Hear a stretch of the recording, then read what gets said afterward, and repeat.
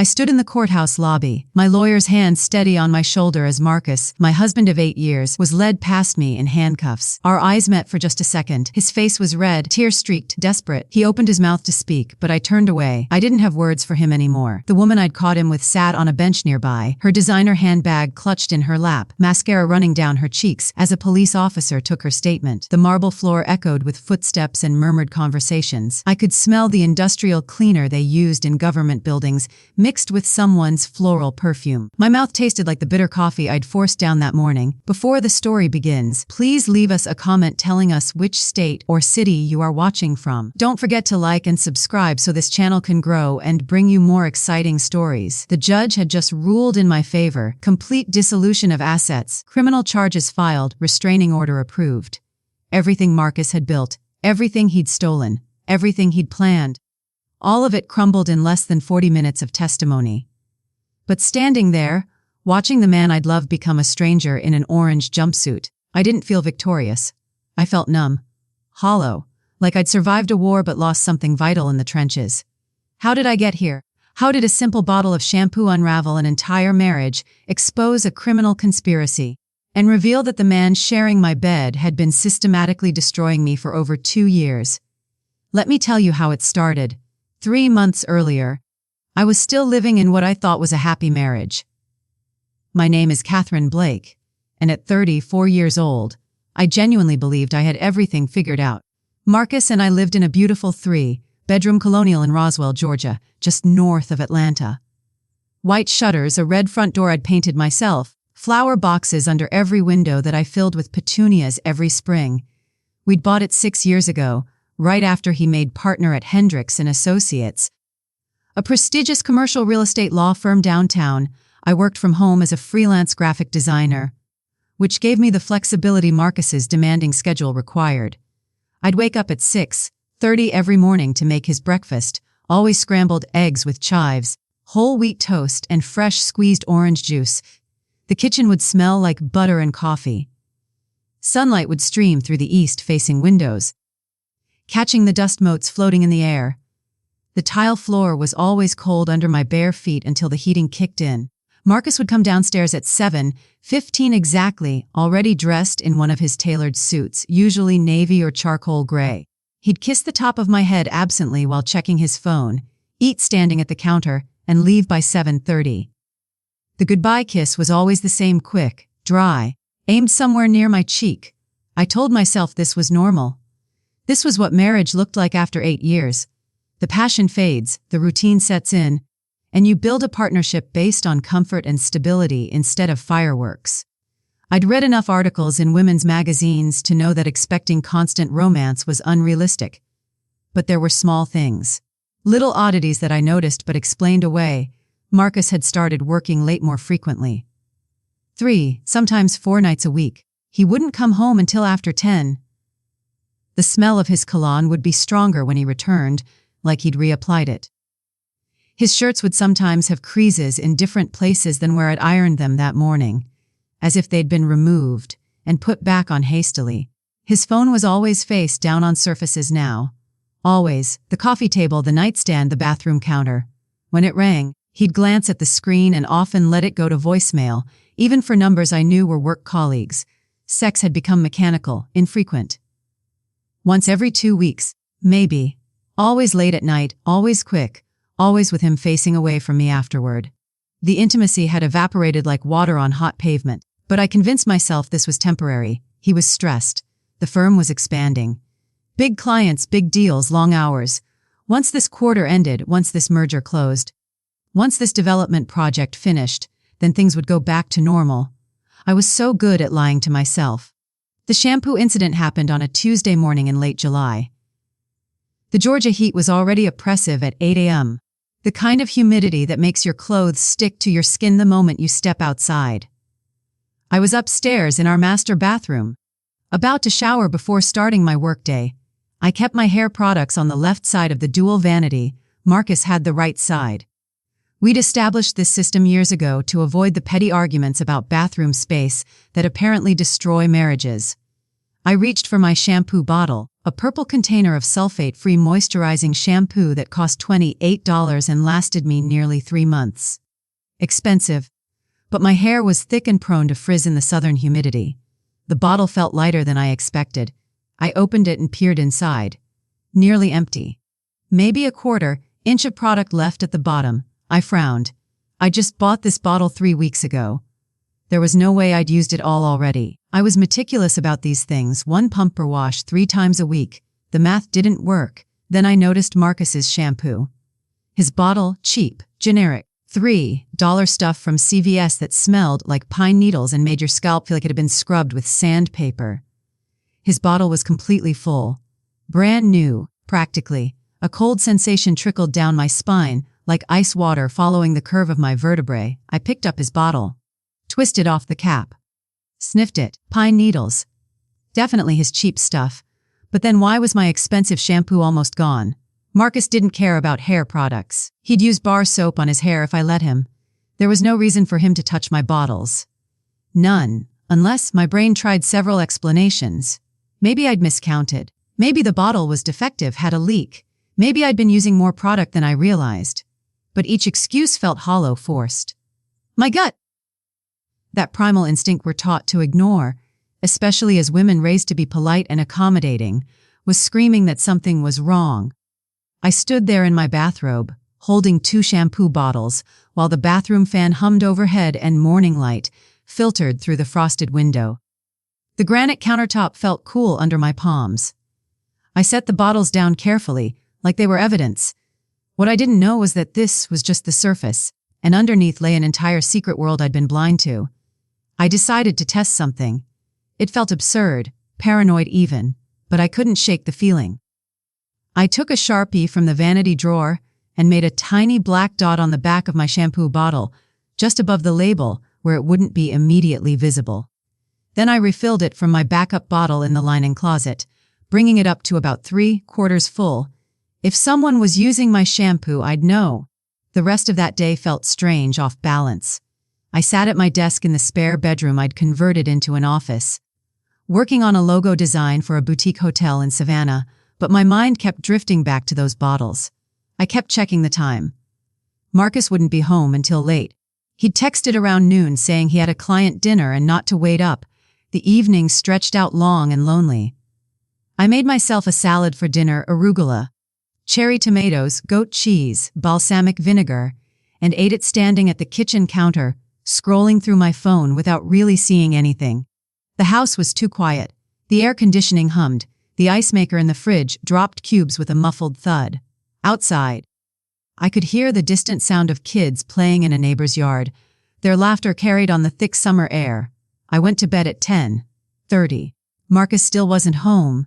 The next morning, I woke up before my alarm. 6:15. Marcus was already in the shower. I could hear the water running through the walls, a familiar sound that had been the soundtrack of our mornings for years. I lay there for a moment, staring at the ceiling fan making its slow rotations, and then I got up. I walked to the bathroom door, knocked lightly. Yeah, his voice was muffled by water and tile. Just need to grab something. I called back. Make it quick. I opened the door. Steam billowed out warm and damp against my face.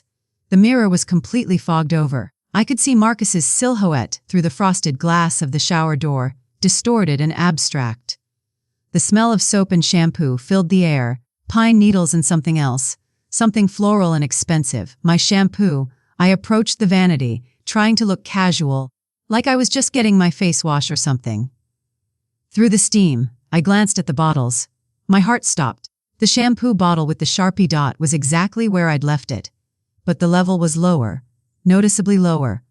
At least an inch of product gone. Marcus had used my shampoo. After his shower last night, the shower he must have taken after coming home at God knows what hour while I was already asleep. But why? The shower shut off. I quickly grabbed my moisturizer and left before he opened the shower door, my pulse hammering in my ears. In the bedroom, I sat on the edge of the bed, staring at the moisturizer bottle in my hands without seeing it. My thoughts were racing, tumbling over each other like rocks in a landslide. Men don't just suddenly start using their wife's expensive shampoo for no reason. Marcus was as low maintenance as they came. He'd mocked me before for spending money on fancy soap. So why now? Little did I realize what I was about to discover would shatter not just my marriage, but my entire understanding of the man I'd slept next to for 8 years. Marcus came out of the bathroom with a towel around his waist, his dark hair wet and slicked back. I watched him as he dressed. The same routine, the same efficient movements. White undershirt, dress shirt, slacks, belt. But now I was looking closer. His hair did look different, softer, sheenier, like it had been washed with something moisturizing instead of his usual harsh formula. "You're staring," he said without looking at me, buttoning his shirt. "Sorry, just zoned out." He glanced at me then, and for just a second I saw something in his eyes. Wariness, guilt. It passed so quickly I couldn't be sure. "I've got to head out early today," he said, nodding his tie in the mirror. "Breakfast meeting with the Sterling development team at 8. I can still make you something quick. No time. I'll grab something there." He kissed my forehead, that same distracted, obligatory kiss, and left. I heard his car start in the driveway. The rumble of the engine. The sound of gravel under tires as he backed out. Then silence. I sat there on the bed for a long time, my mind working through possibilities. Then I did something I'd never done before in our entire marriage. I went through his things. I started with the nightstand on his side of the bed. Opened the drawer slowly like I was defusing a bomb. Inside, reading glasses, a Tom Clancy novel he'd been reading. For 6 months, chapstick, loose change, charging cables. Nothing unusual. The closet was next. I went through his suit pockets, feeling like a criminal in my own home. Receipts, mostly for gas and lunch. Business cards, dry cleaning tickets, a pack of gum. Nothing suspicious. His dresser drawers revealed only clothes, neatly folded. I'd been folding them for years, so I knew exactly what should be there. I was beginning to feel foolish, paranoid.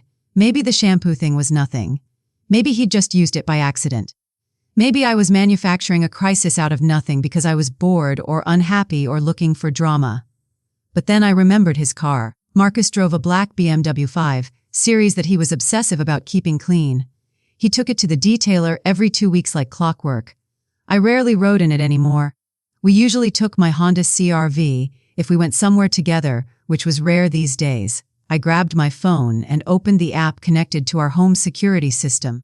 We had a camera aimed at the driveway. Marcus had insisted on it for security purposes. When we installed the system 2 years ago, the app kept footage for 30 days. I scrolled back to last night, fast-forwarded through the evening hours.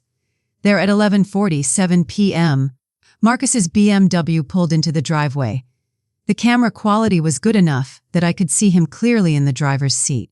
He sat there for almost 3 full minutes before getting out of the car, just sitting, in the dark, looking at his phone.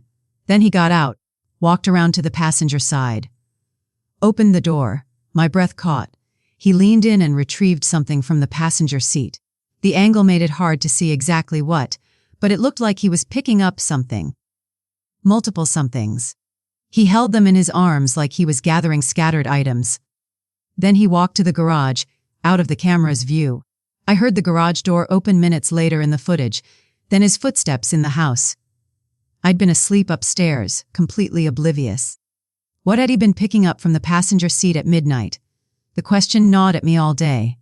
I couldn't focus on work. I sat at my computer, staring at the logo design without seeing it, my mind running through scenarios. Business documents, groceries. But at midnight, nothing made sense. By 4 in the afternoon, I'd made a decision. Marcus had texted that he'd be home late again, drinks with a client. I had time. I drove to his office. The Hendricks & Associates building was a sleek glass tower in Buckhead, all modern lines and reflective surfaces. I'd been there maybe 5 times in the 8 years Marcus had worked there. Usually for holiday parties or the occasional spouse, included dinner. I knew he was on the 14th floor, but I'd never actually been to his specific office. I parked in the visitor section, my hands sweating on the steering wheel. The air conditioning in my car blasted cold air that smelled faintly of the vanilla air freshener hanging from the rearview mirror. Through the windshield, I could see people in business attire walking in and out of the building's revolving doors. What was I doing? This was crazy. I was spying on my own husband, but something was wrong. I knew it in my bones in that deep, instinctive way that transcends logic, I got out of the car. The July heat hit me like a physical wall. 94 degrees and humid enough to swim through. I walked across the parking lot, my sandals clicking on the asphalt, and entered the building. The lobby was all marble and chrome, with a massive abstract sculpture in the center that supposedly represented growth and prosperity, or some corporate nonsense. The air conditioning was aggressive, making my skin prickle with sudden cold. Behind the security desk sat a bored-looking man in his 50s, reading something on his phone. I said, approaching the desk. "I'm here to see Marcus Blake." 14th floor? He looked up. "You have an appointment. I'm his wife. I'm just dropping something off." I held up my purse like it contained something important. He glanced at his screen, then nodded. "Sign in here. You'll need a visitor badge." 2 minutes later, I was in the elevator, watching the numbers climb. My reflection in the polished metal doors looked pale, anxious. I tried to smooth my expression, but my eyes betrayed me. The 14th floor was a maze of glass, walled offices and cubicles, all done in that generic corporate aesthetic: gray carpet, white walls, motivational posters about teamwork. A receptionist at the front desk looked up as I entered. "Can I help you?" "I'm looking for Marcus Blake's office. I'm his wife." She smiled, a practiced, professional smile that didn't reach her eyes. "Oh, Mr. Blake left about an hour ago. Said he had a client meeting." My stomach dropped. "He left. Already?" "Yes, ma'am. Around 3. "Is there something I can help you with?" I forced a smile, trying to look like everything was fine, like I definitely knew my husband's schedule and wasn't caught completely off guard. "No, that's okay. I must have gotten my wires crossed. Do you know, would it be okay if I just left something in his office? A surprise?" She hesitated. "I'm not really supposed to? Please?" "It'll take 2 seconds. I'll leave the door open. You can watch me from here." I gestured to show how the office layout made his door visible from her desk. She wavered, then sighed. "Okay, but make it quick. His office is the corner one, down that hall on the left." I walked down the hallway, my heart pounding so hard I could feel it in my throat. The carpet absorbed sound, making everything eerily quiet despite the low hum of conversations and ringing phones. I found his office, a spacious corner room with floor-to-ceiling windows overlooking the Atlanta skyline. The door was unlocked. I stepped inside. Marcus's office was exactly what you'd expect: big mahogany desk, leather chair, diplomas on the wall, family photo on the credenza. The photo was from our wedding. We looked so young, so happy. My dress had been ivory lace, simple but elegant. His smile in the picture was genuine, unguarded. I closed the door most of the way, leaving it slightly ajar like I'd promised. Then I started looking the desk first. I opened drawers carefully, quietly. Files, office supplies, breath mints, protein bars. Nothing personal, nothing suspicious, but the worst was yet to come. I noticed his computer was still on, just the screen was dark. I touched the mouse. The screen lit up, showing his desktop. He hadn't logged out. I should have stopped. Should have left right then. But I didn't. I opened his email. The inbox was mostly work stuff: client communications, internal memos, meeting requests. I scrolled down, looking for anything unusual. Then I saw it. An email thread with the subject line, "Tonight." The sender J. Hendrik Sasuk. I clicked it. The most recent email, sent at 2:30 that afternoon. "Running late. Meet at the apartment at 6 instead of 5. Can't wait to see you. Wear the thing I like." I stared at the screen, the words blurring. My hands had started shaking. The office suddenly felt too cold, too bright. I could hear my own breathing, rapid and shallow. I scrolled down to earlier messages in the thread. "Last night was amazing. You know exactly what I need. Can't stop thinking about you. This meeting is torture. Dinner with the wife? Poor baby. Hurry back to me. The timestamp on that last one 6 weeks ago." I kept scrolling. The emails went back months. 13 months, to be exact. Over a year of messages. Hundreds of them. Some were sexual, explicit. Others were tender, affectionate. The kind of messages I used to get from Marcus before we got married. Back when he'd write me long emails about his feelings and his dreams, and how much I meant to him. He'd been giving those words to someone else. Someone named Jennifer Lauren. I clicked back to the inbox, searched for her name. Found emails about work projects. She was a junior associate at the firm, apparently. 27 years old according to her digital signature. Graduated from Georgia State. Her profile picture showed a blonde woman with a bright smile and perfect teeth. She was beautiful, younger than me, thinner than me. My legs felt weak. I sat down hard in Marcus's leather chair, the air whooshing out of it with a sound like a gasp. The room tilted slightly. I gripped the armrests to steady myself. This was real. This wasn't paranoia or imagination. My husband was having an affair. And then I remembered the shampoo. The reason he was using my expensive shampoo was because he was washing away her scent, her perfume, her touch, before coming home to me. The realization hit me like a physical blow. I leaned forward, pressing my palms against my eyes, trying to breathe through the sudden nausea. The office smelled like his cologne, the same scent that lingered on our pillows at home that I'd found comforting for years. Now it made me sick. I needed evidence. Proof. Something more than emails he could potentially claim were hacked or fabricated. I pulled out my phone with trembling hands and took photographs of the screen. Email after email. I scrolled through months of correspondence, clicking on the ones that were most damning, photographing everything. Then I found something else. A shared calendar in his email. Private appointments color-coded in red. I opened it. Every Tuesday and Thursday evening for the past 13 months. JL. Apartment. The apartment. The emails had mentioned an apartment.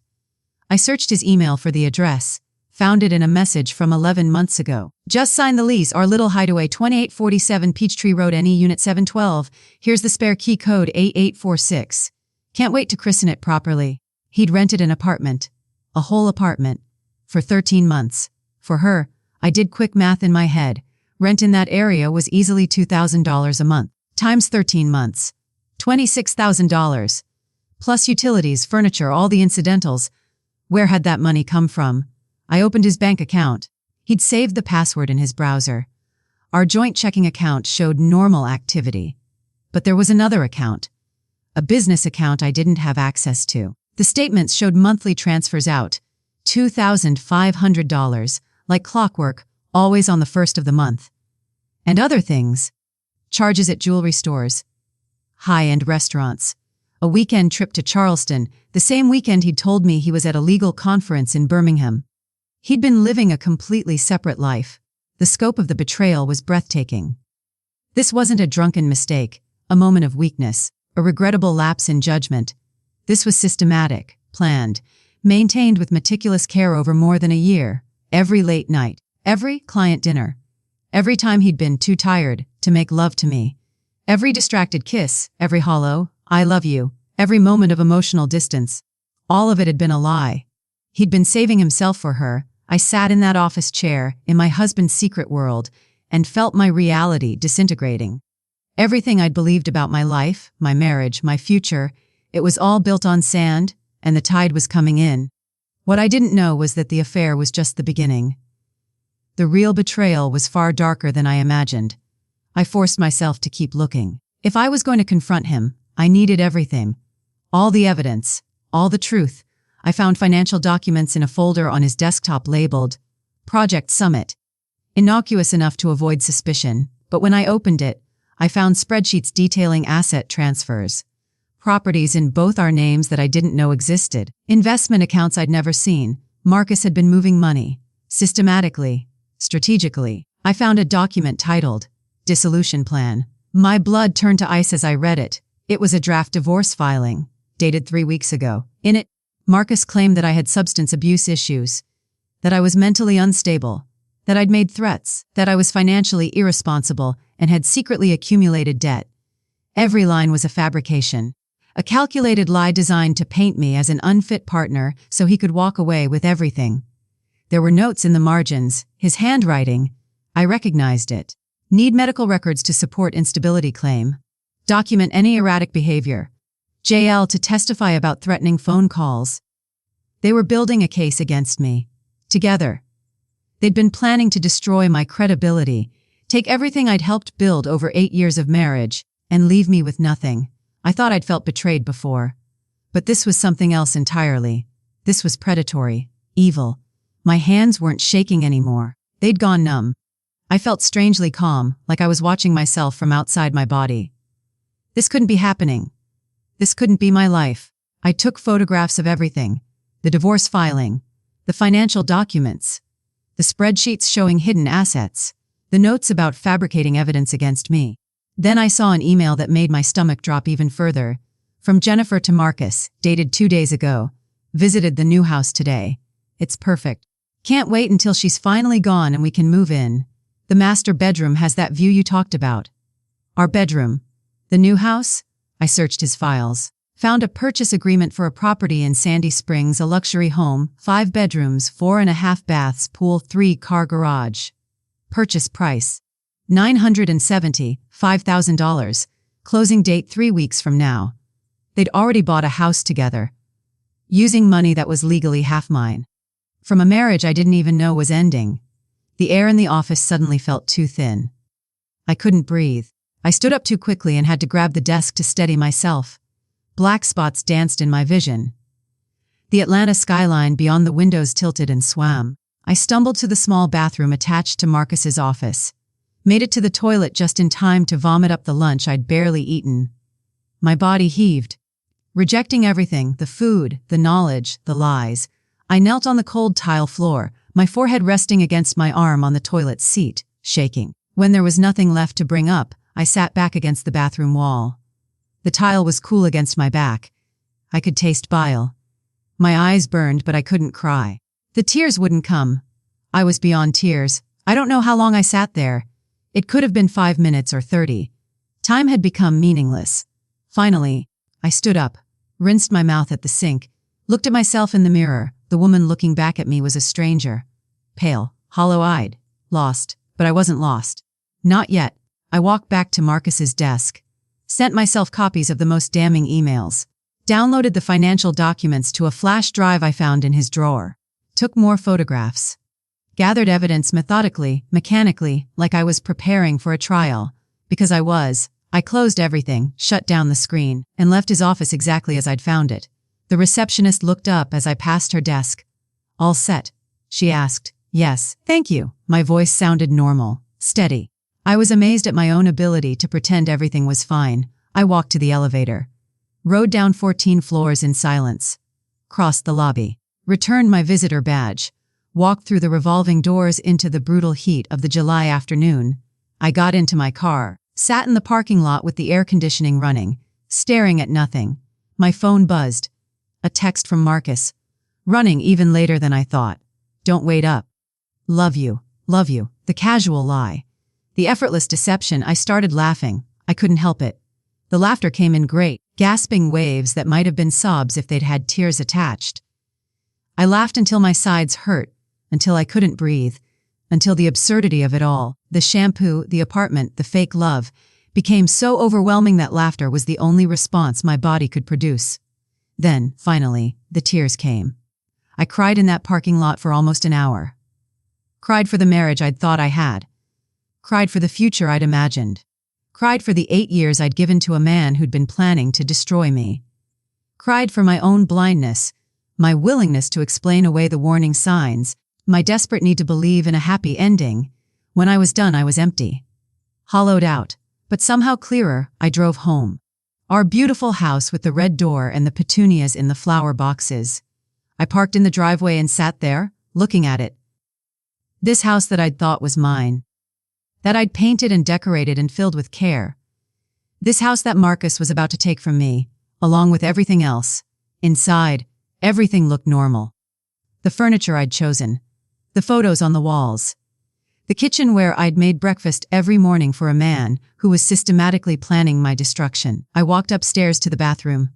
Looked at the shampoo bottles on the vanity, his cheap pine, scented stuff, my expensive moisturizing formula.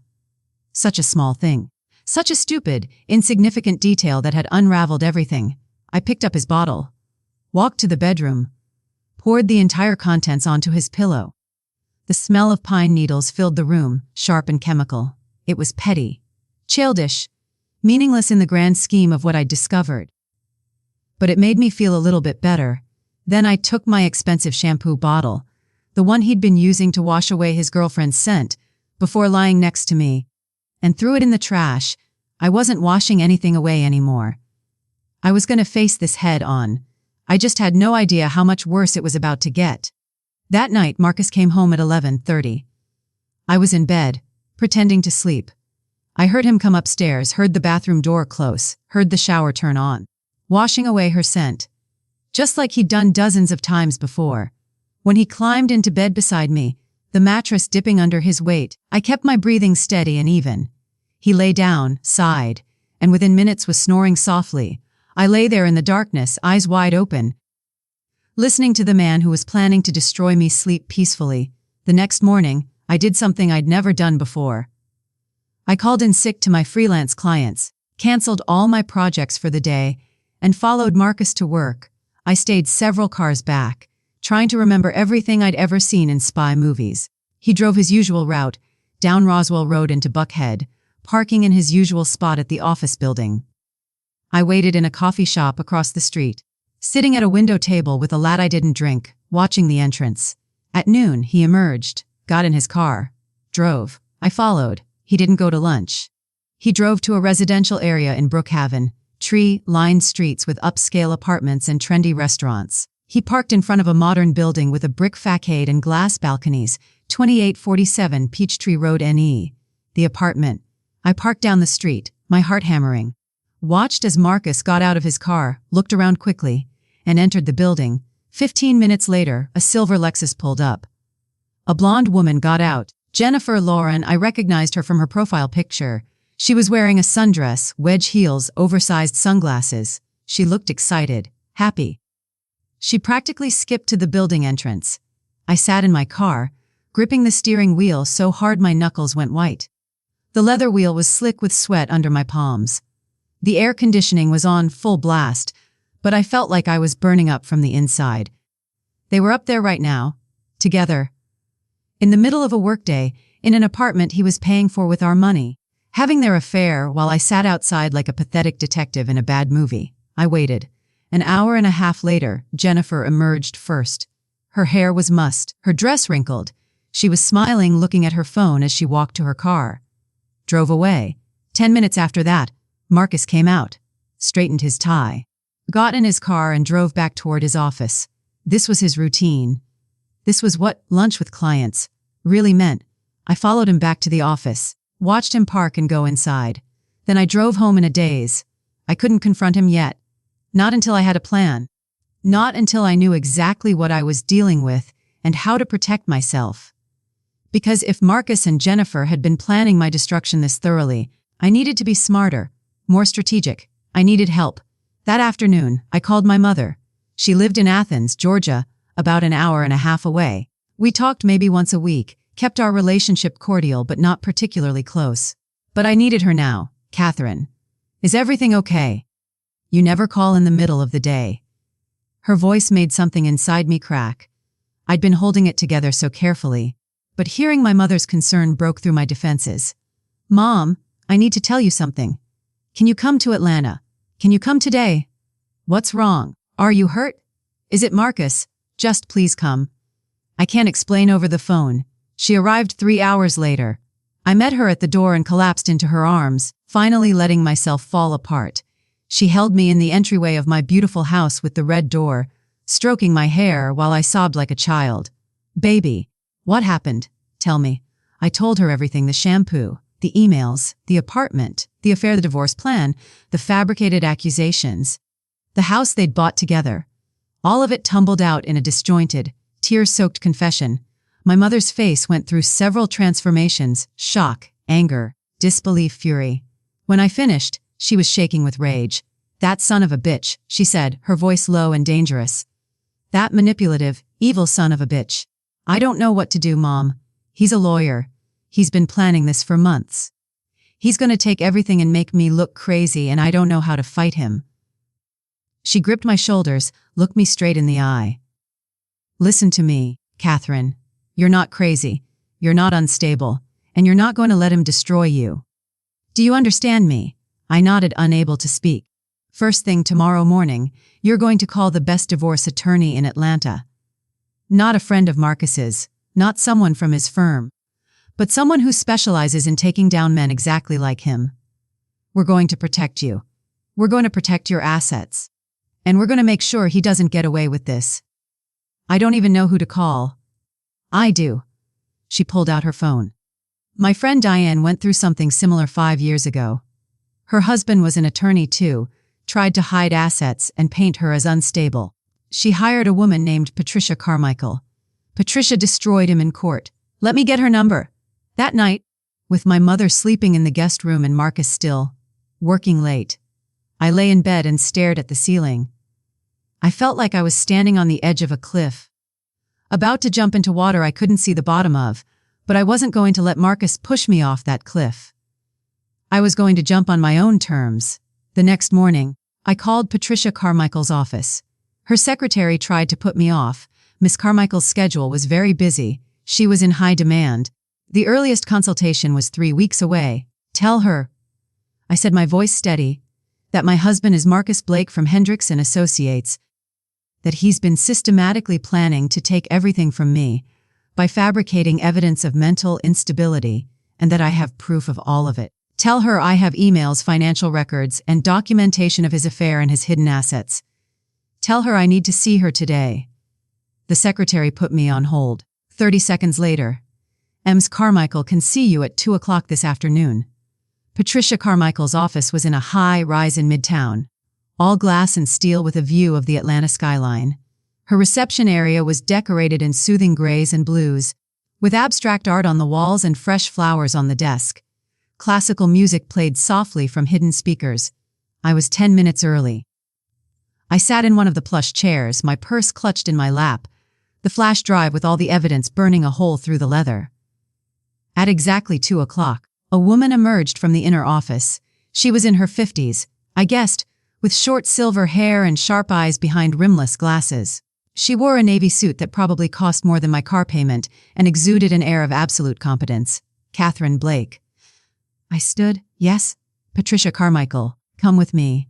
Her office was spacious and impeccably organized. Floor-to-ceiling windows overlooked the city. Her desk was massive, dark wood, clear except for a laptop and a single legal pad. She gestured for me to sit in one of the chairs across from her desk. She sat down, folded her hands, and looked at me with those sharp, assessing eyes. Tell me everything. So I did. For the second time in 24 hours, I laid out the whole sordid story. But this time I was calmer, more focused. I handed her the flash drive, showed her the photographs on my phone, recounted every detail I could remember. Patricia took notes on her legal pad, occasionally asking clarifying questions. When I finished, she sat back in her chair and studied me. Your husband is an idiot, she finally said. I blinked. What? He's an attorney. He should know better than to leave a trail like this. Either he's incredibly arrogant, incredibly stupid, or he genuinely believed you'd never think to look. Probably all three. Can you help me? She smiled. It wasn't a warm smile. It was the smile of a predator who just spotted prey. Oh, Catherine, I'm going to do more than help you. I'm going to eviscerate him in court. For the first time in days, I felt a flicker of hope. Patricia outlined the strategy. First, we'd secure my assets. Freeze joint accounts, document everything I had claimed to. Second, we'd file for divorce before Marcus could, controlling the narrative. Third, we'd use his own evidence against him, the emails, the hidden apartment, the fabricated accusations. Fourth, we'd go after the house they'd bought with marital assets. Here's what's going to happen, Patricia said, leaning forward. Your husband thinks he's been clever. He thinks he's got everything planned out. He's going to be blindsided when you file first. He's going to scramble. And when people scramble, they make mistakes. We're going to be ready for those mistakes. How much is this going to cost? I asked, dreading the answer. I had maybe $7,000 in my personal account, money from my freelance work that I kept separate. Patricia named a retainer fee that made my stomach drop. $25,000. I don't have that kind of money, I said quietly. Not without accessing our joint accounts, and if I do that, Marcus will know something's wrong. Patricia was quiet for a moment, studying me. Then she said something I didn't expect. Do you have family you can borrow from? Friends? I shook my head. My mom's on a fixed income. I don't have siblings, and I've let my friendships lapse over the years. Marcus didn't like me spending time with. I stopped. Realized what I was saying. Realized that Marcus had systematically isolated me. I don't have anyone. Then we'll work it out, Patricia said firmly. I'll take your case with a reduced retainer and we'll structure the rest as a contingency. When we win, and we will win, you'll pay me from the settlement. But Catherine, I need you to trust me and follow my instructions exactly. Can you do that? I nodded, throat tight with gratitude and fear. Good. Now go home. Act completely normal. Don't let Marcus suspect anything. In 3 days, we're going to serve him with divorce papers at his office. In front of his colleagues. In front of Jennifer Lauren. And we're going to destroy his carefully constructed house of cards. I left Patricia's office feeling like I'd just enlisted in a war. Which I suppose I had. The next 3 days were the strangest of my life.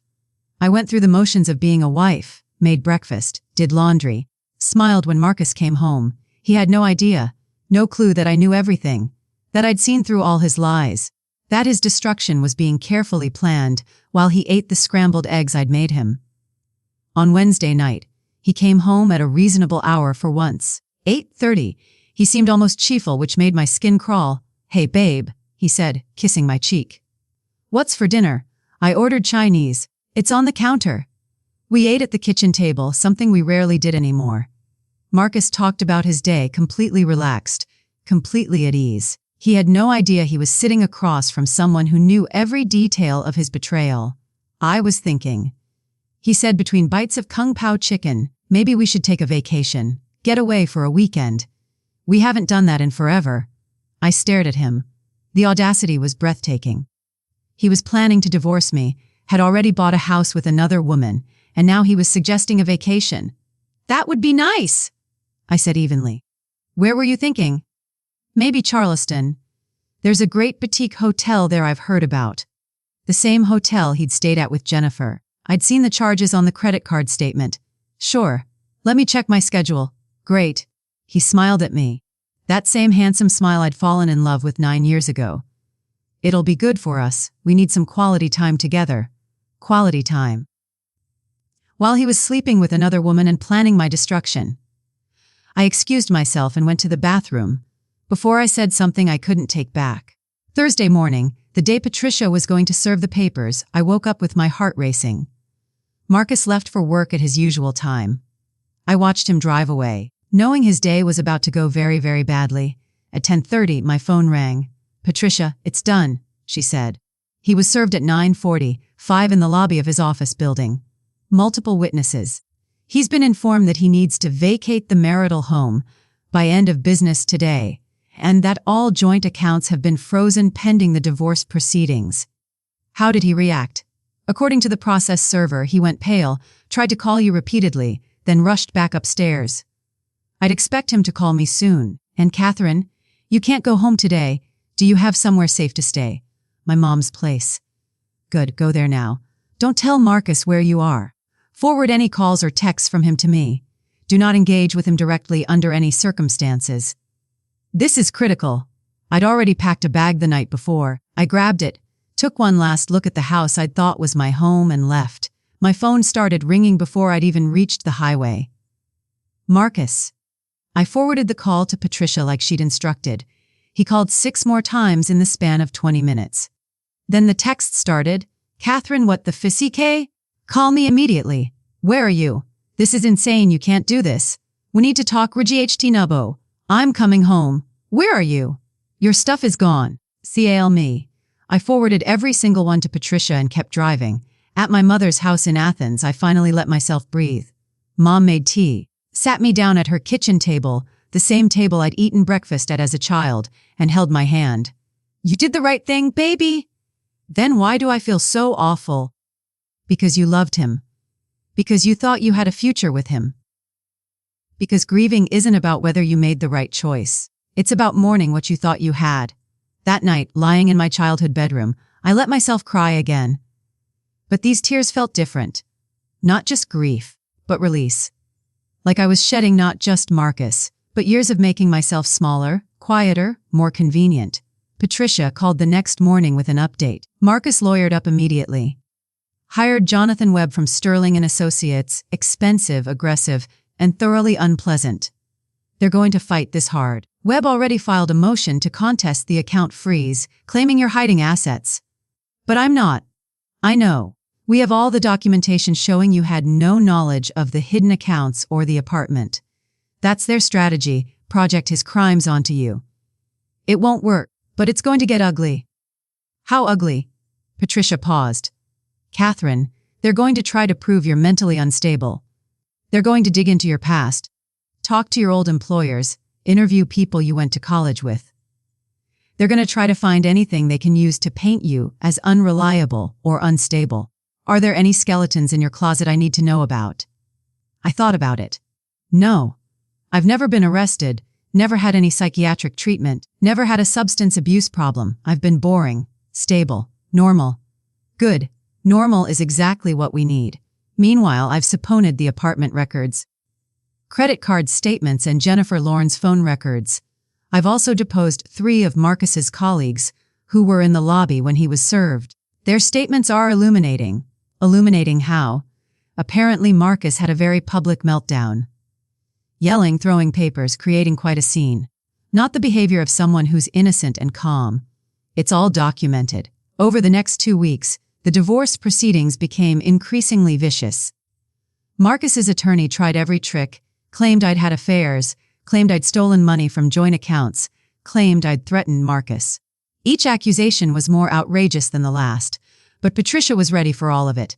Every lie, she countered with evidence. Every fabrication, she exposed with documentation. Then Marcus made his biggest mistake. He convinced Jennifer to testify on his behalf. To claim that I'd called her, threatened her, told her I'd make her pay for the affair. The deposition was held in Patricia's conference room. I sat next to Patricia, across the table from Jennifer and Marcus's attorney. Jennifer looked nervous. She wore a conservative gray suit, her blonde hair pulled back in a severe bun. She wouldn't meet my eyes. Jonathan Webb led her through the testimony. She claimed I'd called her cell phone multiple times, left threatening voicemails, sent her harassing emails. Can you provide copies of these emails and voicemails? Patricia asked calmly. Jennifer hesitated. I deleted them. They were too upsetting. I see. And these phone calls, can you tell me the dates and times they occurred?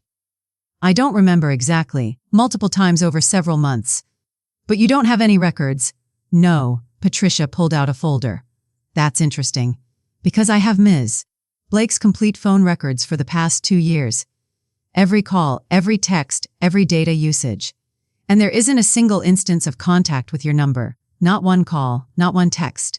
Nothing. The color drained from Jennifer's face. Would you like to revise your testimony, Ms. Lauren? The deposition fell apart from there. Jennifer admitted, under pressure, that Marcus had asked her to lie. That the threats had never happened. That she'd agreed because she loved him and wanted to help him. Perjury. In a legal proceeding, Patricia looked at me with that predatory smile. We've got them. The trial itself was almost anticlimactic. Patricia presented the evidence methodically, the emails, the apartment lease, the hidden assets, the house purchased with marital funds, Jennifer's failed perjury attempt. Marcus's attorney tried to object, to spin, to redirect, but it was useless. The judge, a stern woman in her 60s named Judge Hartley, was not impressed with Marcus. When it came time for Marcus to testify, he tried to maintain his composure, claimed the affair was a mistake, claimed he'd been confused, claimed he still loved me and wanted to work things out. Patricia destroyed him on cross-examination. Mr. Blake, you claim you still love your wife and want to work things out. Is that correct? Yes. And yet you rented an apartment specifically to conduct an affair. For 13 months, correct? It was a mistake. A mistake that you budgeted for, planned for, and maintained for over a year. A mistake you hid by systematically lying to your wife every single day. Correct. Marcus shifted in his seat. It's complicated. You also purchased a home with Ms. Lauren using marital assets while planning to divorce your wife and leave her with nothing. Correct. I was going to compensate her by fabricating evidence of mental instability to ensure she had no legal standing, by drafting divorce papers that contained multiple false allegations, by asking your mistress to commit perjury. That was your idea of compensation. Marcus had no answer. Judge Hartley's ruling came swiftly and decisively. The marriage was dissolved. All marital assets were to be divided 50-50, including the house in Sandy Springs, which would be sold and proceeds split. Marcus was ordered to pay my legal fees. The apartment lease was to be terminated immediately, with all costs borne by Marcus personally. And then came the part that made me finally feel like justice had been served. Furthermore, Judge Hartley said, looking at Marcus with undisguised disgust, I'm referring this matter to the Georgia State Bar for investigation into professional misconduct. Any attorney who attempts to fabricate evidence and suborn perjury has no business practicing law. Marcus's face went white as we left the courthouse. The same courthouse where I'd watched Marcus being led away in handcuffs 3 months after all this started. After he violated the restraining order Patricia had secured, I felt a strange sense of peace. Marcus lost his partnership at Hendricks & Associates. The bar investigation resulted in a suspension of his law license. The house in Sandy Springs was sold at a loss because the story had made local news and buyers were uncomfortable with the scandal. Jennifer Lauren was fired and blacklisted from every major firm in Atlanta after word got around about the perjury. I walked away with half of everything, plus compensation for the years of deception, plus my legal fees paid. But the money wasn't what mattered. What mattered was that I'd survived, that I'd fought back, that I'd refused to let Marcus's lies define me. 6 months after the divorce was finalized, I was sitting in my new apartment in Virginia, Highland, a cozy one, bedroom with hardwood floors and big windows that let in morning light. I'd started taking on new freelance clients, rebuilt my portfolio, reconnected with old friends I'd let drift away during my marriage. I was having coffee with my mom on my small balcony, watching the neighborhood wake up below us. The air smelled like autumn, crisp and clean, full of possibility. How are you doing, really? Mom asked. I thought about it. I'm good. Actually good. Not just saying it good. You seem lighter. I feel lighter, like I've been carrying something heavy for years and I finally put it down. My phone buzzed. A text from Patricia. Thought you'd want to know Marcus just took a job at a small firm in Macon. Significant pay cut. Jennifer moved back to Texas. Karma's a bitch. I smiled. Not because I enjoyed their suffering, though I'd be lying if I said it didn't feel like justice, but because it confirmed that their actions had consequences. That truth mattered. That standing up for yourself, even when it's terrifying, is worth it. I never did find out why Marcus started using my shampoo instead of his own that day. Maybe his bottle was empty and he was lazy. Maybe he actually did care about washing away Jennifer's scent. Maybe it was pure accident. But that stupid bottle of $28 shampoo saved my life. It was the thread that, when pulled, unraveled an entire tapestry of lies. If I'd never noticed. If I just bought a new bottle and moved on. If I'd convinced myself it wasn't worth making a fuss over, I shudder to think where I'd be now. Marcus would have filed first, using his fabricated evidence. I would have been caught completely off guard, with no defense prepared. I might have lost everything, but I didn't. Because I paid attention, because I trusted my instincts, because I refused to let someone else write my story. To anyone listening who's in a similar situation, if something feels off, it probably is. Trust yourself. Document everything. Find good legal help. Don't be afraid to fight back. You're stronger than you know. You're capable of more than you imagine, and you deserve better than someone who lies to you every single day. I'm Catherine Blake. I'm 35 years old. I'm divorced. I live alone in a small apartment with mismatched furniture and plants I'm learning how to keep alive. And I've never been happier. Did you like the story, and which city are you listening from? Let's meet in the comments. If you liked the story, you can support me by sending a super thanks so I can keep bringing more stories like this. Thank you so much for your sweet support. I'm looking forward to your comments on the story. On the screen, you can see 2 new life stories that I highly recommend. There's so much more on my channel. Don't forget to subscribe. See you in the next life story with love and respect.